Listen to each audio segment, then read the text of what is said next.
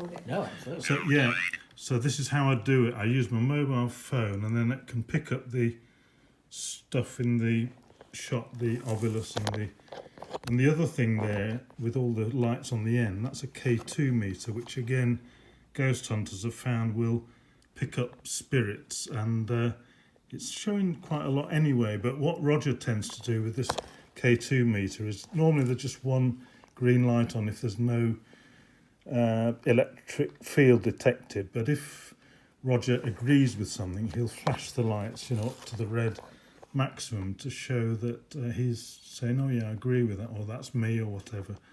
So anyway, that's the basics. So he's just gone again, and what he often does, it can take him quite a while to show up in the first place. So I have been known to take half an hour for him to appear at all, and then he'll perhaps show for a while, or some days he might not show much at all. But I asked him to come, so I'll just wander around, and then if I see him again, I'll give you a shout or whatever, or if you want to look over my shoulder. But are you there, Roger? Are you going to show up again? Because you're not showing. Oh, there. Was that you in the seat? I just saw briefly. Obviously, there's a strong possibility you could have other spirits here, but with recent testing that we've done, is that you in the seat, Roger? I think it could be, couldn't it? With recent testing that we've done, I get the feeling that Roger shows up on this because he manipulates the camera. So, there's another spirit in another chair. So, who's that, Roger? Is that you, Roger, and maybe Joan? We quite often get Roger and Joan showing up now. Joan didn't used to. Oh yeah, moved to a front seat. Joan didn't used to show up in the beginning. In life, she was a bit sort of reserved and wouldn't mess about with stuff like this, perhaps. But I think recently, in the last year or so, she's seen that it's very beneficial. We've had some really good mediums who've come through, and Joan has come through with some amazing stuff through an American medium that we got in touch with. So what was it saying? So sometimes it comes out with a load of words and you think, oh, it's meaningless words, but occasionally you get a word and you think, oh, that's very appropriate. So when it said Carol, I'm pretty sure that was Roger saying Caroline. But there are some days when you think, well, all the words are meaningless, it's rubbish. But there have been times where a year later, literally, I've gone back and I've thought, bloody hell, that's what Roger meant. Yeah. There was a case in our house and we had this scientific investigator, and I asked Roger where he was, and he said bored, and I thought, oh God, what's he on about, bored? I don't know.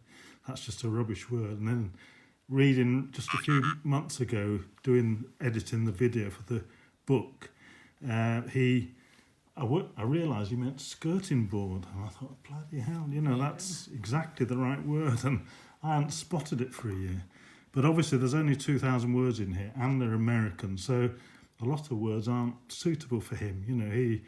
He was really keen on books and English. He was a English teacher in his early days and that. So words are everything to Roger. So, he's got perhaps a limited choice in this device. And even then, it's perhaps hard to operate the thing anyway, which I fully understand. But he is very good at showing up on this camera. And I'm pretty sure that... why it looks like they're sitting on a chair. Yeah, so this camera, that's the camera. It's packed with electronics, but then there's a whole load of software on this tablet computer, which is down here. The reason I have this monitor is because the picture that is generated by this camera is back to front, side to side. It's inverted, and I had devil of a job trying to get it the right way round, and I ended up having to get a monitor, and you've got a mirror function on it, and you can get the picture so it's the right way around, and that way you can actually see what's going on, because otherwise your brain gets fried because if something's on the wrong side. And some of these devices that don't have, say, the Microsoft software, they've got a picture like that, which is infrared. It's just blocks of colour. So if you had that picture and it was back to front, you'd never work out what was where. But it's like having to lay down. Yeah, possibly. But yeah, as Caroline was saying, the spirits showing there, sometimes they look a bit strange shape-wise, and they might not look fully human shaped. They don't have And the that. camera, No. the camera struggles perhaps to know where the limbs are. And the reason for that, I think, and I'm pretty sure I'm right, the software and the electronics are designed to look for a human shape. And when they see a human shape, they will think, right, there's the human. You know, if it's a physical human, they'll say, oh, they're the legs, they're the arms, and they put the stick figure on them. But when it's seeing a spirit, it's just like a blob of some sort of energy, I think. Apparently souls, you know, spirits aren't Well, it's a physical human thing, yeah. shaped. They don't have legs and arms.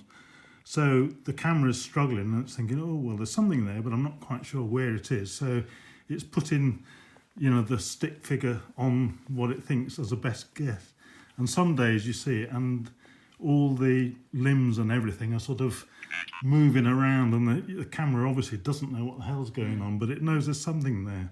And I think that's right. But so that's the explanation. And again, skeptics say, oh, it's rubbish, and, you know, that's why it's not real, because, you know, it just doesn't know where the arms are. And some people on these films, you know, on the internet and that, they're saying, oh, put your arm up if that's you. And we've done that ourselves. But in reality, I don't think they can. You know, I think at this point, they're just the fact they're showing up is good, but they probably haven't got any control with the camera of exactly where the various limbs and what have you are. It's definitely not picking up the chair, like it's not seeing the chair. No. Well, that was one of the arguments from the skeptics. So we had the... I'm just going to... Karen, just get me a chair, would you? And I'll just sit down. It gets a bit weighty, and I did once, a long time ago, have a harness, but the harness actually didn't help a lot. But, yeah. So what was I saying then? You were going to say about the SPR and the Oh, yes. We had... test that you did.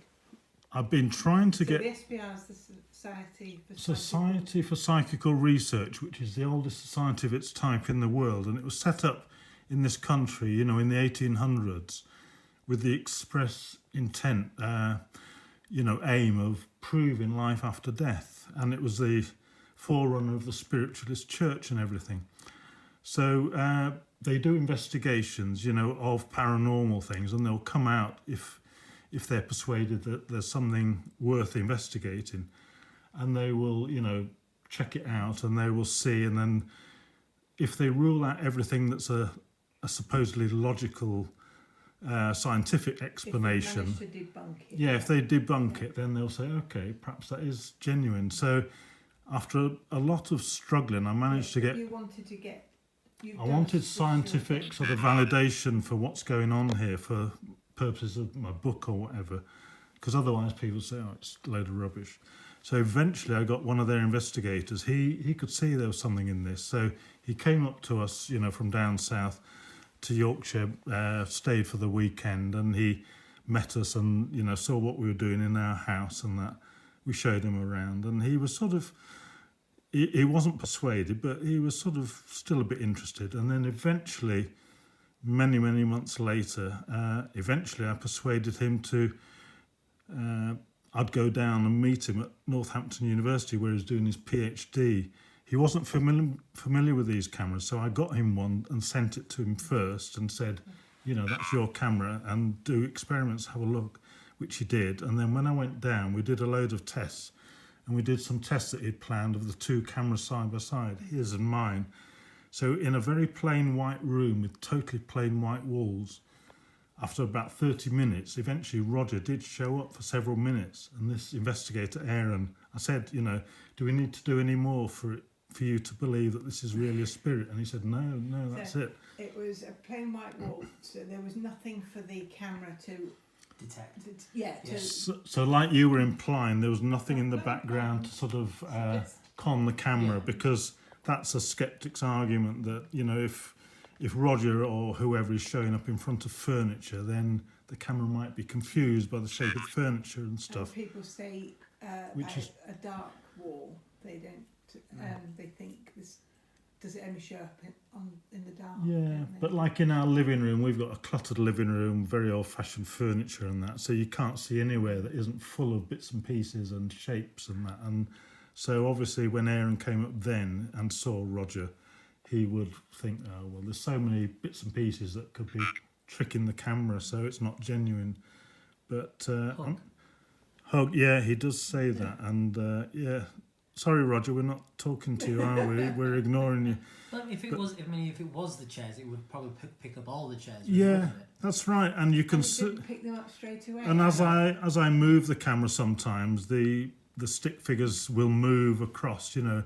And Roger's very good at being in shot generally, you know. Normally, wherever I'm pointing the camera, he will make sure that he's there within the shot of the camera. You get a feeling sometimes, can't you, near them, like a prickle. Yeah, they say with spirits sometimes you can feel them, the electrical energy. Yeah. It doesn't always work, I don't think. But so Roger is coming over towards you, just in case you can make him feel something, can you? So Perhaps a prickle on your skin. can you Sometimes touch? it's like a cobweb. Can you hand Roger or Joan? So Roger's stood up by the wooden doors now. Air. So yeah, your hand is very near. Roger, you're going to touch his arm, but can you give him a little tingle in his hand, perhaps? It doesn't always work, but it might. But I think the other thing, perhaps, is that conventional ghost hunters, they have this idea, and they say if there's a spirit around, this K2 meter will give a high reading because there's a lot of electrical energy. But from what I can experience with Roger, he only flashes the meter when he wants to. It's not there all the time. So even if he's close, the meter doesn't always show up a load of electrical energy. So I'm not sure, you know, you might well not feel anything, but you might. But this is all very interesting. So we'll send you a copy of this video later and you can have a look because it is very fascinating. But You want to try some of the other room? well, to be honest, I think we've we've got most of what we need, but I'm happy to walk around in case Roger comes with us. But I'm pretty confident that is Joan and Roger there. So they would rest in here. We're just going to have a little walk around, Roger. If you want to come with us and show up in the other room, that'd be great. I've got some just now, not this morning, but Loving. so no one's in this coffin, so you're not going to see it. So, Right. So you would think in a place like yours that, you know, there could be loads of spirits, but to be honest, I think probably they wouldn't hang around here generally, would they? They would if you've got a body and you're working on, like you say, if there's no one in. No, if they tap you on the shoulder, they're sort of watching you and there with you. But I think in normal day-to-day use, it probably isn't full of spirits. Yeah. I think generally... Oh, It does get you every now and then. that is loud, isn't it? Yes. But I would imagine they would hang out elsewhere generally, wouldn't they? And before Roger's funeral at the cemetery, we had some interesting things on camera, so I'm pretty confident he was there. They say that the spirits are often at their own funeral, don't they? And they're watching, and I'm sure that's true as far as I can work out. But, God, that was loud there. It does get you if you're doing something at 3 o'clock in the morning. It comes in. Does it always make that? Yeah. No, does it? Good grief. It's because so it originally was, so when I started with Michael, we only looked after 3 at a time because there was kind of more than enough. And now we're up to 11. Right. So we needed a bigger cooling unit to look after Mm. and to keep them looking the best they can. Yeah. So how many, I know it varies dramatically, but how many funerals a week would you be looking at? 1 to 2. 1 to 2 a week? I've done this last year especially. So I must say you picked up a bit since it was just... Yes, so he did 12 a year, I've done 56 in the first year, and now I'm up to 131. Right. So... God. Yeah.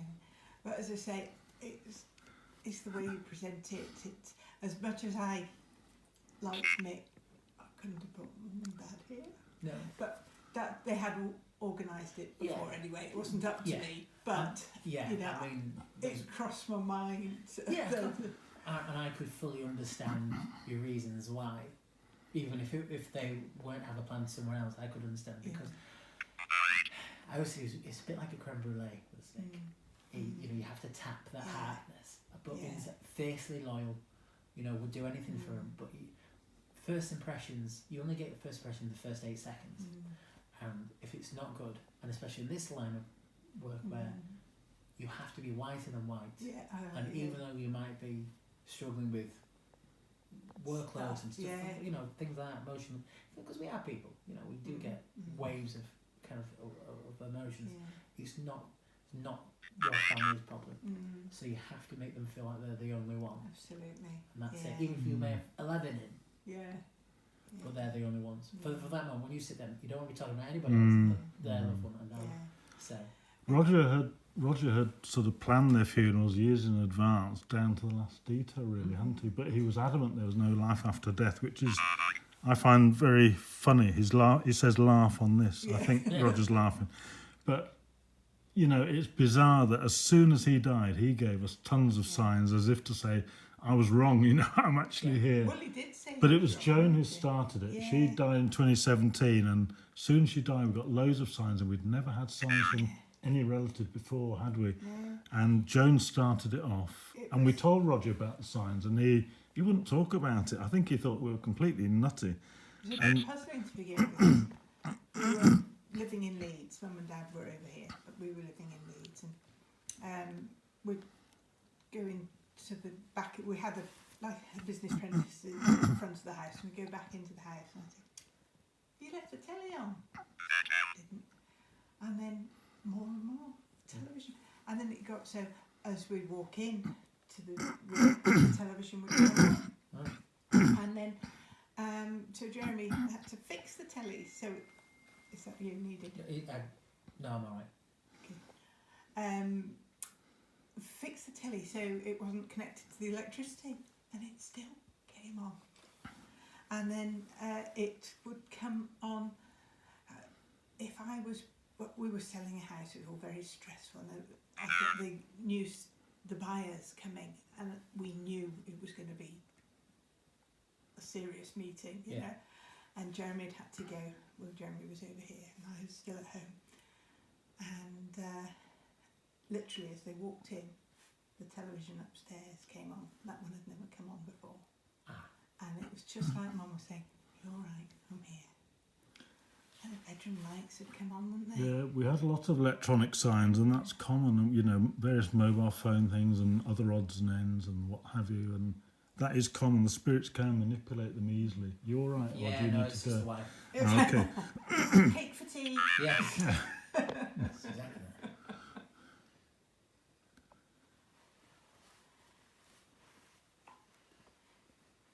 So what's he doing now? No.